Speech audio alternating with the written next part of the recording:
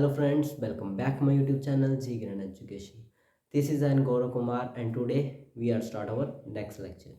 तो इस लेक्चर में हम क्या पढ़ेंगे? इस लेक्चर में हम पढ़ेंगे कि किसी भी लेंस की जो हमें फोकस या फिर फोकल लेंथ हम कैसे डिटरमाइन करते हैं या फिर निकालते हैं। क्योंकि मान लो मैंने आपको कोई भी लेंस दे दिया कन्वेक्स, चलो हम एग्जाम्पल लेते हैं कि मैंने आपको कन्वेक्स लेंस दे दिया। अब आप इस लेंस की जो फोकल लेंथ है वो कैसे फाइंड करोगे? ठीक है, तो अब हम उसी के बारे में जानेंगे कि हम फोकल लेंथ कैसे फाइंड करेंगे किसी भी लेंस की। ठीक है, तो सबसे पहले मैंने आपको दे दिया एक लेंस। मान लो कि मेरे पास है एक लेंस है मेरे पास और एक ऑब्जेक्ट है। ठीक है, अब ये दो चीज़ों से हमें किसी भी लेंस की जो है वो फोकस फाइंड करना है और उसकी फोकल लेंथ। अब हम देखते हैं कि हम उस फोकल लेंथ को कैसे निकालते हैं। ठीक है, तो जैसे कि मैंने आपको बताया कि मेरे को क्या दिया हुआ है, एक लेंस दिया है, वो की है कन्वेक्स लेंस। ठीक है, तो सबसे पहले मैं बना रहा हूँ यहाँ पे एक कन्वेक्स लेंस। अब इस यहाँ से हमें पता है कि कोई ना कोई जो प्रिंसिपल एक्सिस है वो पास करती है सेंटर से। प्रिंसिपल एक्सिस क्या होती है? प्रिंसिपल एक्सिस वो एक्सिस है जो कि सेंटर और फोकस से पास होके निकलती है। ठीक है, अब हमारे पास दो जो पॉइंट है, एक तो हमें पता है कि सेंटर ऑफ कर्वेचर तो ऑप्टिकल सेंटर तो हमारे पास यहीं पे आएगा। अब हमें फोकस फाइंड करना है। अभी मैंने आपको बोला कि मेरे पास क्या क्या दिया हुआ है, एक लेंस दिया हुआ है और दूसरा क्या है, एक ऑब्जेक्ट। ठीक है, अब हम एक रफ फोकल लेंथ फाइंड करते हैं। ठीक है, सबसे पहले मैं ऑब्जेक्ट को यहाँ पे रखता हूँ। ठीक है, जब मैंने ऑब्जेक्ट यहाँ पे रखा तो मान लो ऐसे मैं बता देता हूँ आपको, क्योंकि अभी आपको फोकस नहीं पता है तो आप ऐसे नहीं पता लगा सकते हो। जब आपने ऑब्जेक्ट यहाँ पे रखा, ठीक है, तो हमारे पास इमेज बनी। मान लो कौन सी इमेज बनती है, दूसरी तरफ रियल इमेज बनती है ना। और रियल इमेज होती है वो हमेशा क्या होती है, वर्चुअली आप आगे पढ़ोगे। जो रियल होती है वो हमेशा क्या होती है, इन्वर्टेड। ठीक है, तो यहाँ पे मान लो इमेज हमारे पास बनी यहाँ पे। जब आपने इसको पास में लाया तो इमेज बनने लगी, दूर जाने लगी। जब आपने और पास लाया इसको ना, ऑब्जेक्ट को, मतलब कि आप ऑब्जेक्ट की पोजीशन चेंज कर रहे हो। ठीक है, क्योंकि हमारे पास सिर्फ दो चीज़ें हैं, उन दो चीज़ों को पोजीशन को चेंज करके ही हमें फोकस फाइंड करना है। तो हमारे पास देखो, जब मैंने ऑब्जेक्ट यहाँ पे रखा तो इमेज यहाँ पे बनी। ठीक है, इसको मैं आई डैश बना लेता हूँ। और जब मैंने object O double dash position पे रखा तो हमारे पास इमेज यहाँ पे बनी। और एक पॉइंट ऐसा आएगा कि जहाँ पे आप ऑब्जेक्ट रखोगे ना, मतलब कि आप देखो मैं पोजीशन को आगे कर रहा हूँ ऑब्जेक्ट की, तो इमेज की पोजीशन भी क्या हो रही है, पीछे जा रही है। जब अब देखो ऑब्जेक्ट की पोजीशन मैं आगे करते करते एक ऐसे पॉइंट पे ला दूंगा कि यहाँ पे जो इमेज है वो कहाँ पे बनेगी, इन्फिनिटी पे।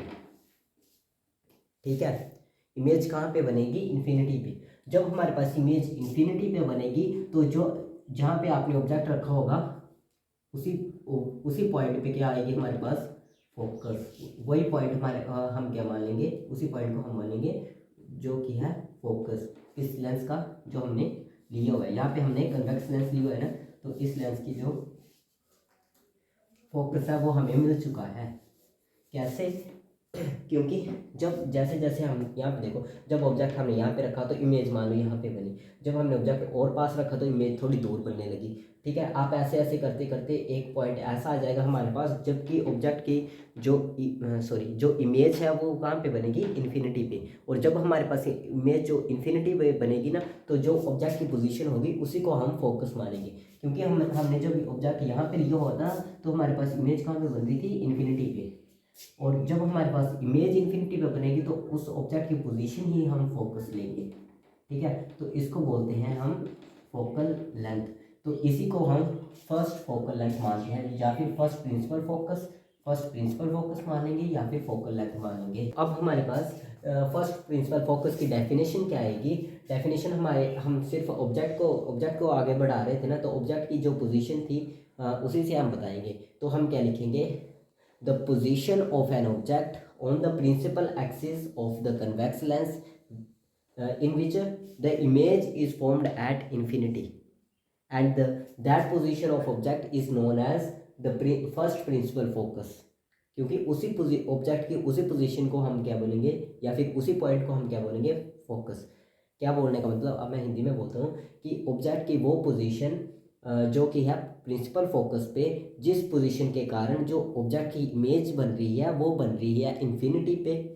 और जब हमारे पास इमेज इन्फिनिटी पे आएगी तो ऑब्जेक्ट की जो पोजीशन होगी उसी को हम बोलेंगे first principle of focus, that is F1। और फिर ऑप्टिकल सेंटर से लेकर F1 तक का डिस्टेंस क्या आएगा हमारे पास, फोकल लेंथ। ठीक है, first principle of focal length की हमारे पास जो F1 भी हमारे पास आ गई है। तो डेफिनेशन आपको क्लियर होगी। The position of an object on the principal axis when the image is formed at infinity, that point of the object is known as first principal focus. अब हमें देखो, ये अब इसको करना थोड़ा मुश्किल था। ठीक है, अब हम ऐसे करते हैं कि अच्छा इसको छोड़ो, ये कंसेप्ट नहीं, दूसरा कंसेप्ट मान के चलते हैं। देखो इस हमारे पास दो लेंसेज हैं। ठीक है, एक ऐसा है, मतलब कि दो रिफ्रैक्टिंग सरफेस है, क्योंकि कोई भी लेंस है, एक लेंस जो होता है वो दो रिफ्रैक्टिंग सरफेस को मिला के बना होता है। ठीक है, चाहे आप कन्वेक्स ले लो या फिर कनकेव ले लो। ठीक है, तो अब मान लो कि एक ये है, इसका देखो ये पूरा सर्कल होगा ना, तो इसकी भी कहीं ना कहीं पे मतलब कि रेडियस आएगी, और रेडियस का हाफ ही हमारे पास क्या होता है, फोकस। ठीक है, और मान लो दूसरा लेंस ये है, इसका पूरा सर्कल बनेगा, तो इसका भी कहीं ना कहीं पे फोकस तो होगा ही होगा। तो अब हमारे पास एक फोकस आ गया, तो दूसरा फोकस निकालने के लिए भी वैसे सेम डिस्टेंस यहाँ से लेकर यहाँ तक का डिस्टेंस F1 F2 आ जाएगा। मतलब हमें मान लो कि हमें नहीं पता है, अब F1 नहीं पता है, अब हम F2 कैसे निकालेंगे, मतलब कि सेकंड प्रिंसिपल फोकस कैसे निकालेंगे। ठीक है, वो देखते हैं हम। अब ये वाला मेथड थोड़ा मुश्किल होता है ना, क्योंकि आपको कैसे पता चलेगा कि इमेज इन्फिनिटी पे कब बन रही है। ठीक है, ठीक है, बट ये जो सेकंड मेथड है आप इस पे एक्सपेरिमेंट भी करोगे शायद। ठीक है, सेकंड प्रिंसिपल फोकस एंड जाएगी फोकल लेंथ। अब इस केस में भी आपने मेरे को दो ही चीज़ें दी हुई हैं। मान लो कि एक हमारे पास कन्वेक्स लेंस दिया हुआ है मेरे को ना, और एक ऑब्जेक्ट। अब मेरे को बताओ कि सेकंड प्रिंसिपल फोकस क्या आएगा। ठीक है, सेकंड प्रिंसिपल फोकस पूछा है मेरे को, मान लो कि एक्सपेरिमेंट ही दिया हुआ है कि मेरे को अपने लेंस दे दिया और एक ऑब्जेक्ट दे दिया। अब बताओ कि सेकंड प्रिंसिपल फोकस क्या आएगा। तो हमें पता है कि एज इट इज सबसे पहले हम क्या लेंगे, कन्वेक्स लेंस। अब इसके भी सेंटर से एक पास करेगी, दैट इज प्रिंसिपल, एक लाइन पास करेगी, दैट इज प्रिंसिपल एक्सिस। अब मेरे पास ऑब्जेक्ट ही है। ठीक है, अब मान लो कि मैंने ऑब्जेक्ट को, अब यहाँ पे देखो ऑब्जेक्ट को मैंने जब फोकस पे रखा, ठीक है, अब मैं आपको लाइन बड़ी तो बुलाई नहीं यहाँ पे। ठीक है, जब मैंने इसको फोकस पे रखा तो इमेज कहाँ पे बनी, इन्फिनिटी पे। ठीक है, जब मैं ऑब्जेक्ट को इन्फिनिटी पे रखूँगा तो इमेज कहाँ पे आएगी, फोकस पे। ठीक है, और ये जो जब इमेज फोकस पे आएगी तो वो वेरी स्मॉल साइज होगी। ठीक है, मान लो कि जब मैंने ऑब्जेक्ट को इन्फिनिटी पे रखा तो जो हमारी इमेज है वो आएगी फोकस पे, और जहाँ पे इमेज मतलब कि बनेगी ना, जब हमारे पास कहाँ पे होगा ऑब्जेक्ट, इन्फिनिटी पे, तो जो इमेज यहाँ पे बनेगी उसी पॉइंट को हम क्या मानेंगे, फोकस। ठीक है ना, सेकंड प्रिंसिपल फोकस मानेंगे हम। ठीक है, तो यहाँ पे क्या था, जब हम ऑब्जेक्ट को फोकस पे रख रहे थे तो इमेज कहाँ पे बन रही थी, इन्फिनिटी पे। बट दूसरे केस में क्या है, जब हम ऑब्जेक्ट को इन्फिनिटी पे रख रहे थे तो हमारे पास इमेज कौन सी बन रही थी, इमेज कहाँ पे बन रही थी, फोकस पे, जो कि हमारे पास था सेकंड प्रिंसिपल फोकस। ठीक है, तो ये सिंपल ही था कि जब आपको मान लो लेंस दे दिया जाए तो आप फोकस कैसे फाइंड करोगे, F1 या फिर फर्स्ट प्रिंसिपल फोकस और सेकंड प्रिंसिपल फोकस कैसे फाइंड करोगे। ठीक है, मान लो कि आपके पास एक आ गया ना, तो दूसरा आप इक्वली डिस्टेंस ले लोगे। ठीक है, मान लो यदि ये दोनों जो रिफ्रैक्टिंग सरफेस है वो सेम अपर्चर के होंगे। ठीक है,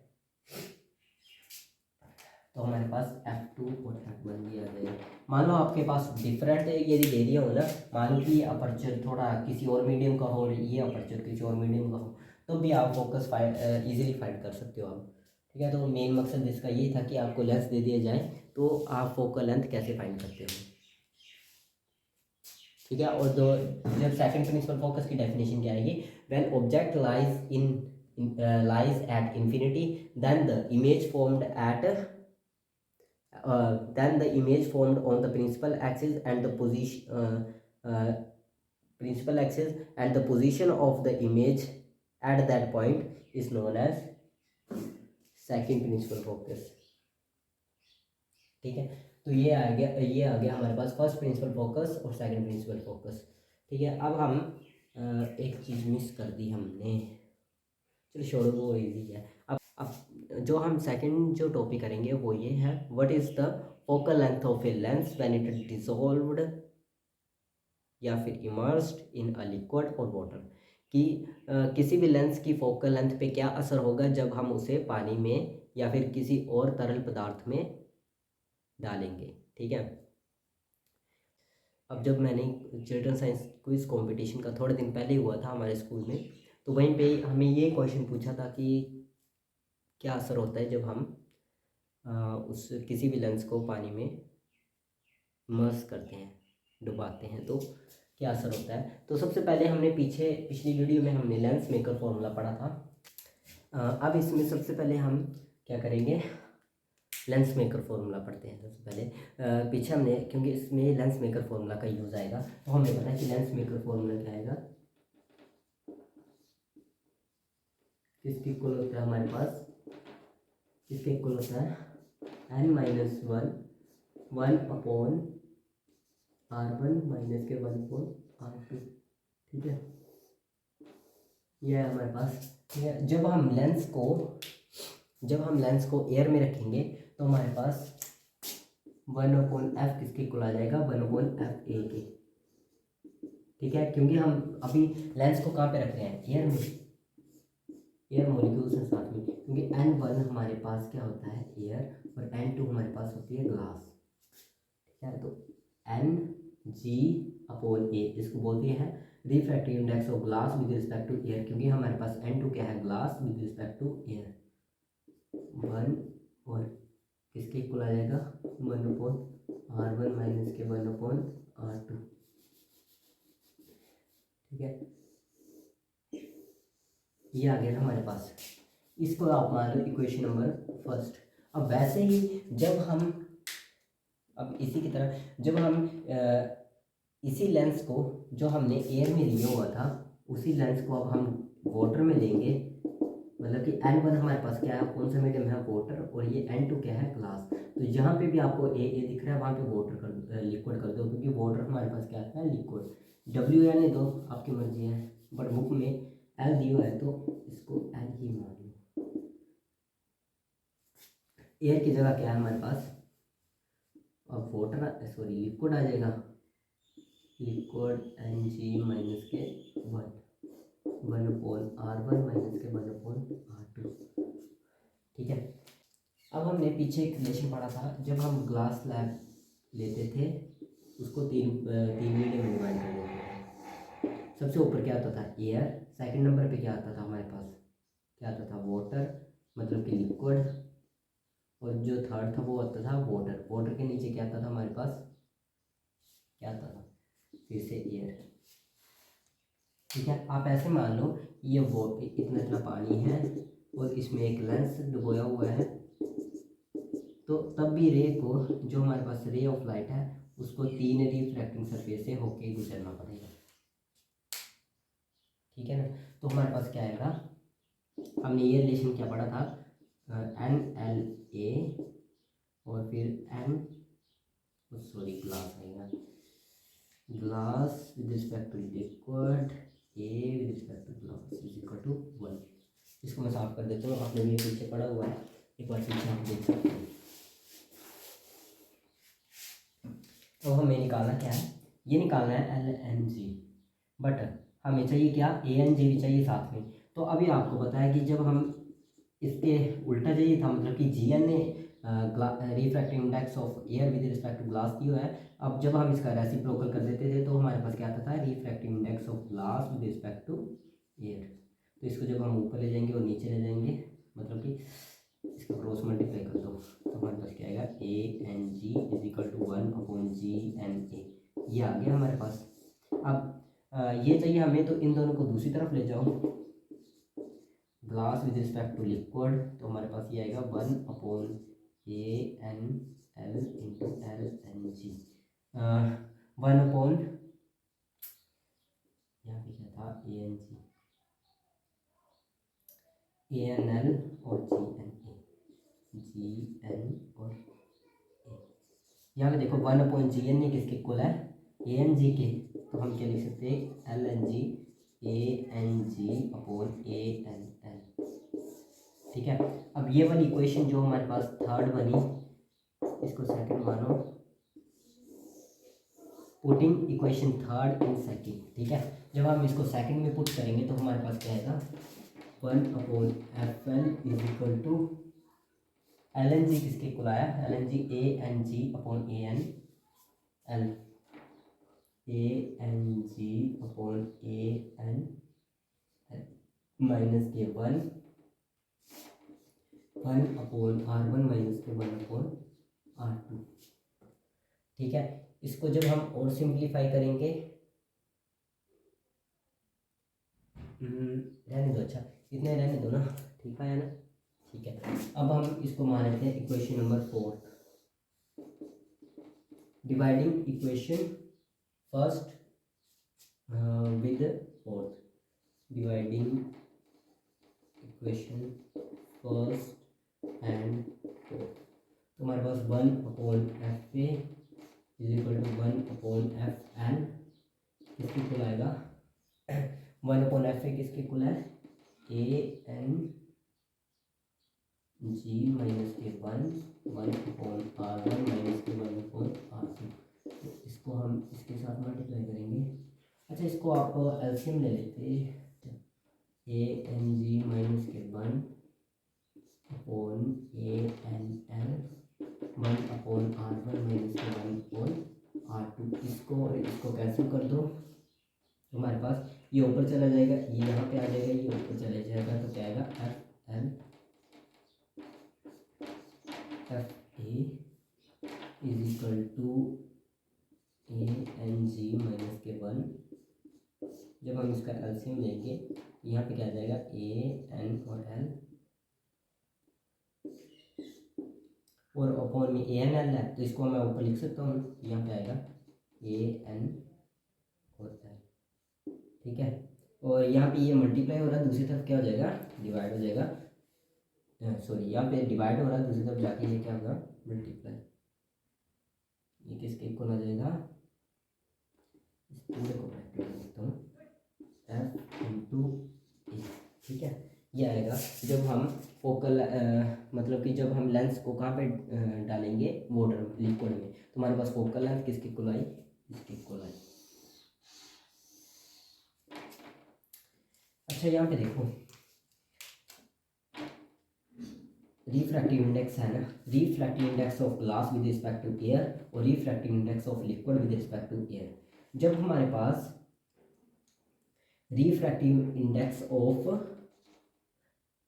किसका ज़्यादा होगा, जब हमारे पास ग्लास का रिफ्रैक्टिव इंडेक्स ज़्यादा होगा रिफ्रैक्टिव इंडेक्स ऑफ लिक्विड के, मतलब कि सिंपली बोल दो कि जो ग्लास की डेंसिटी लिक्विड से ज़्यादा होगी, ठीक है, किसी भी ग्लास की डेंसिटी लिक्विड से ज़्यादा होगी तो उसकी फोकल लेंथ पे कुछ भी असर नहीं होगा, तो यहाँ पे क्या रहेगी, focal length same focal length,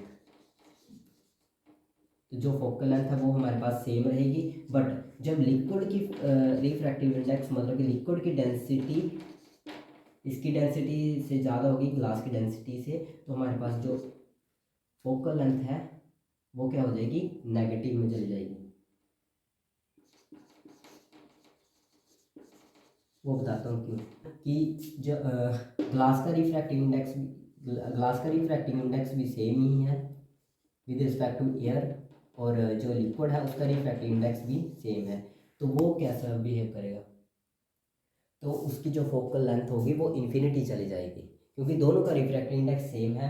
मान लो कि ये भी रिफ्रैक्टिव इंडेक्स है, तो ये एक प्लेन की तरह लाई करेगा, मतलब कि प्लेन, जैसे हम बोलते हैं मतलब कि वो वाटर की तरह ही एक्ट करेगा। मतलब कि वाटर की, मान लो वाटर की रिफ्रैक्टिव इंडेक्स और ग्लास की रिफ्रैक्टिव इंडेक्स, ग्लास कौन सा है, लेंस का ग्लास जो कि डिजोल्व किया है हमने पानी के अंदर ही, तो उन दोनों का जो रिफ्रैक्टिव इंडेक्स है वो सेम है, तो वहाँ पे जो रे है वो डायरेक्टली पास हो जाएगी। ठीक है, अभी तक हमने ये निकाला ना। अभी देखो ये है हमारे पास, यहाँ पे दिया F L is equal to A N G refractive index of glass with respect to air, और यहाँ पे भी यही है।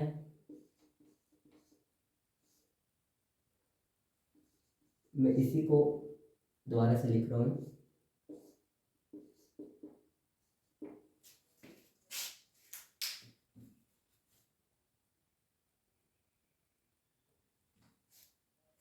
ठीक है, ये है ना हमारे पास रिलेशन जो आया है हमारे पास फोकल लेंथ का, जब हम लिक्विड में डिजोल्व करते हैं तो हम इस फॉर्मूले से निकाल सकते हैं। ठीक है, ये जो डेरिवेशन है ना हमारे पास, ये इजीली बता देगा कि कितनी फोकल लेंथ होगी। अब मान लो कि जो आपने ग्लास लिए, सॉरी जो आपने लेंस लिया होता है, लिया हुआ है, ठीक है, ये लेंस आपने जो लिया है ये बना है ग्लास का। ठीक है, इसलिए हम ग्लास की ले रहे हैं refractive index with respect to air. मान लो जब आपने इसको एयर में रखा है, ये आपने लेंस मेकर फॉर्मूला पढ़ा हुआ है, तो ये जो रिफ्रैक्टिंग सरफेस है इसका सेंटर कुछ ऐसे आएगा, ये नॉर्मल ड्रोन है। ठीक है, ये नॉर्मल है। ठीक है, जब हम ग्लास का रिफ्रैक्टिव इंडेक्स ज़्यादा होता था एयर के मुकाबले, क्योंकि ग्लास डेंसर होता है एयर से, तो जब हम रे को इस तरह से पास करते थे तो मान लो जब हम डेंसर से रेयर में जाते हैं हम, तो अवे फ्रॉम द नॉर्मल होता है ना, डेंसर टू रेयर अवे, तो हमारे पास इमेज यहाँ पे बनती थी। तो इस केस में क्या है कि सबसे पहले हम ग्लास का रिफ्रैक्टिव इंडेक्स जब हम लिक्विड से ज़्यादा लेते हैं ना, तो जो है वो इतना ज़्यादा इम्पैक्ट नहीं पड़ता उस पर, क्योंकि देखो ग्लास और लिक्विड, ग्लास की रिफ्रैक्टिव इंडेक्स लिक्विड से ज़्यादा ही रहेगी, क्योंकि ये वही केस आ गया कि मतलब कि जो ग्लास है वो ज़्यादा डेंसर है लिक्विड से। ठीक है, मतलब कि एयर पे अब हमारे पास देखो लिक्विड और एयर इक्वली काम कर रही है, क्योंकि ये दोनों इनका जो रिफ्रैक्टिंग मिड है वो है सॉरी रेयरर, ये भी रेयरर है और ये भी रेयरर है। किसके कंपैरिजन, ग्लास के कंपैरिजन, ये ग्लास के कंपैरिजन क्या है, कम है। ठीक है, जब हम फर्स्ट केस ले लेते हैं ग्लास का रिफ्रैक्टिव इंडेक्स लिक्विड से ज़्यादा है, देख लो अब यहाँ पे हमने एयर लिया हुआ था, तो एयर का रिफ्रैक्टिव इंडेक्स भी ग्लास से कम था। जब हम यहाँ पे लिक्विड लेंगे, फर्स्ट केस में मैंने क्या बोला, लिक्विड का रिफ्रैक्टिव इंडेक्स ग्लास से कम है। अब यहाँ पे हम लिक्विड भी लेंगे, अब माना क्या हुआ है हमने, इस लिक्विड का रिफ्रैक्टिव इंडेक्स ग्लास से कम है, तो ये भी रेयर मीडियम का ही काम करेगा ग्लास के कंपेरिजन में। ये तो आ गया फर्स्ट केस। अब देखो सेकंड केस, मान लो कि हमने अब इसी ग्लास को एक ऐसे लिक्विड में डाल दिया जिसका जो रिफ्रैक्टिंग सरफेस है वो ग्लास से ज़्यादा है। ठीक है, अब मान लो कि ये जो लिक्विड, ये जो आपने लिक्विड, जिस लिक्विड में आपने इस ग्लास को डाला वो क्या था, उसका रिफ्रैक्टिंग सरफेस क्या था, ज़्यादा था। ठीक है, जो अब इसका N2 है हमारे, सॉरी N1 है हमारे पास, वो ग्रेटर देन है इसके N2 के, क्योंकि N2 क्या है हमारे पास, ग्लास। N1 क्या है हमारे पास, लिक्विड, और N2 है ग्लास। अब देखो ग्लास लिक्विड का जो रिफ्रैक्टिंग सरफेस है, मतलब ये डेंसर मीडियम है, जब हम ग्लास जो है रेयर मीडियम है, तो ये जब हम रेयर टू डेंसर में जाते हैं, मान लो ये जो ऑब्जेक्ट है यहाँ पे लाई कर रहा है, तो जब हम रेयर से डेंसर में जाते हैं तो क्या होता है, बेंट टूवर्ड द नॉर्मल, तो इमेज यहाँ पे बनेगी ही नहीं, ये जाएगी टूवर्ड, मतलब कि नॉर्मल की तरफ अट्रैक्ट होगी, और यहाँ पे ये कुछ ही इधर बनाएगी इमेज, जो हम ऐसे ड्रॉन करेंगे तो यहाँ पे इमेज आएगी, तो यहाँ पे ये जो फोकल लेंथ है वो नेगेटिव फोकल लेंथ आ जाएगी, नेगेटिव फोकल लेंथ। बट जब हम ग्लास की रिफ्रैक्टिंग सरफेस जो है वो ज़्यादा रख रहे थे कि लिक्विड से, तो यहाँ पे इतना इम्पैक्ट नहीं पड़ेगा, तो हम इसको ऐसे बोल सकते हैं same focal length. Third case में एक और केस बनता है। अब मान लो ग्लास सबसे पहले लिक्विड कम था ग्लास से, फिर लिक्विड ज़्यादा हो गया। अब ऐसा भी हो सकता है कि दोनों का refracting surface refractive index same ही हो, ठीक है।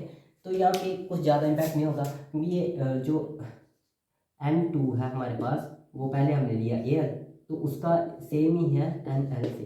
तो हमारे पास जो फोकल लेंथ है वो भी कुछ बदलेगी, सॉरी सॉरी ये ग्लास की नहीं है, एयर की नहीं है, ये ग्लास की खुद है, ठीक है। जब ग्लास और लिक्विड सेम ही हो जाएंगे तो ये दोनों ऐसे इधर पता भी नहीं चलेगा कि आपने ये रिफ्रैक्टिंग सरफेस लगाया भी हुआ है, तो ये नॉर्मल की तरह एक्ट करेगा। और जो फोकल लेंथ क्या हो जाएगी इस सरफेस की, वो चली जाएगी इन्फिनिटी पे, ठीक है। तो फोकल लेंथ कहाँ पे जाएगी, इन्फिनिटी पे। और जब मैंने चिल्ड्रन साइंस क्विज कंपटीशन में पार्टिसिपेट किया था और जो हमारी टर्न थी तब, तो हमसे यही क्वेश्चन पूछा गया था कि जब ऐसा बताओ कि जब हमने आपने एक लेंस लिया, ठीक है। उन्होंने पूछा था कि एक लेंस है जिसका रिफ्रैक्टिंग इंडेक्स,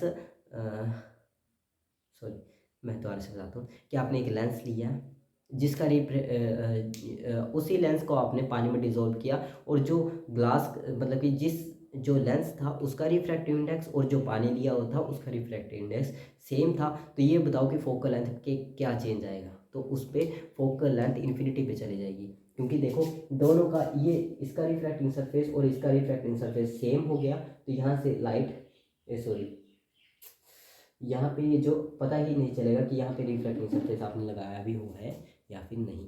तो ये एक प्लेन मिरर तो नहीं बोलेंगे, एक ग्लास स्लैब की तरह एक्ट करेगा। और जो ग्लास स्लैब की आपको पता है कि जो फोकल लेंथ होती है वो क्या होती है, इन्फिनिटी, ठीक है। एक बार मैं फिर से बता देता हूँ क्योंकि मैं बोल नहीं पाया अच्छे से, कि जब आप देखो ग्लास की रिफ्रैक्टिंग इंडेक्स लिक्विड से ज़्यादा होगा, ग्लास का रिफ्रैक्टिंग इंडेक्स लिक्विड से ज़्यादा होगा, तो ये जो लिक्विड है वो एयर की तरह ही एक्ट करेगा, क्योंकि हमें पता है कि ग्लास का ज़्यादा होता है एयर से भी, तो और लिक्विड का भी सॉरी ग्लास का जो रिफ्रैक्टिंग इंडेक्स है वो ज़्यादा ही होता है लिक्विड से भी, ठीक है। दोनों मतलब कि चाहे लिक्विड हो या फिर एयर हो, जो ग्लास का रिफ्रैक्टिव इंडेक्स है दोनों से ही ज़्यादा है। तो ये मतलब कि सेम ही रहेगी फोकल लेंथ। बट जब हम लेते हैं लिक्विड का रिफ्रैक्टिव इंडेक्स ज़्यादा ग्लास से, मान लो कि अब आपने एक लिक्विड लिया, उसका जो रिफ्रैक्टिव इंडेक्स है वो ज़्यादा है। जब रिफ्रैक्टिव इंडेक्स ज़्यादा होता है तो वो डेंसर होते हैं, ठीक है, मतलब कि वो लिक्विड उतना ही डेंसर होगा। तो ये यहाँ पे देखो, अब ये डेंसर मीडियम बन गया और ये रेयर बन गया। जब हम रेयर टू डेंसर जाते हैं तो ये टुवर्ड द नॉर्मल जाएगी और इमेज यहाँ पे बनेगी, वर्चुअल बनेगी। तो यहाँ पे फोकल लेंथ भी क्या आएगी, वर्चुअल ही, ठीक है, नेगेटिव फोकल लेंथ आएगी आई थिंक।